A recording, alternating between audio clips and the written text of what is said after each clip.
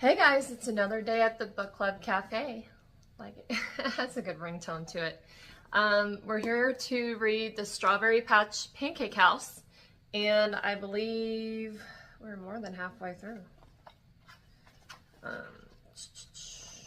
We left off on chapter 24, page 209.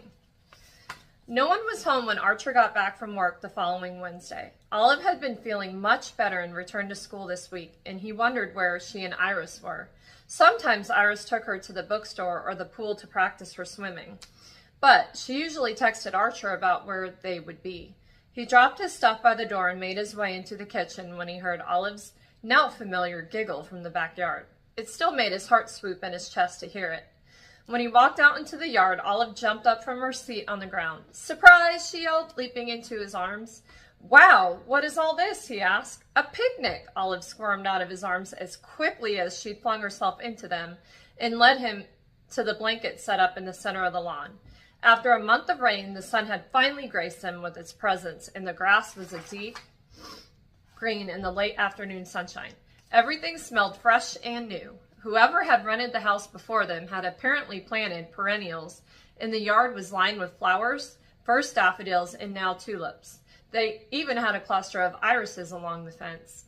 The beautifully human Iris sat smiling up at him. "Welcome home," she said, and it felt true. It felt like home when he was there with the two of them. What a wild thought coming from the man who not even 2 months ago had to stand on the front step giving himself pep talks before he went in.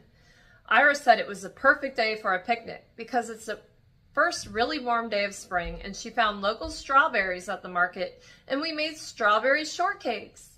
"Wow," Archer said with a laugh, trying to absorb all the information Olive had just unloaded as she danced around the blanket. "Yep, we cooked for you today, Chef," Iris said with a wink, and thank God Olive was here because his desire to lean Iris back on this blanket and kissed her everywhere was very strong today. She smirked at him like she knew. "Well, this all looks delicious." He couldn't help it if his gaze wandered from the picnic feast to Iris's long legs and soft curves. An equally delicious blush worked its way up her neck. He rarely saw Iris in anything other than her PJs or her work uniform of yoga pants and a tank top.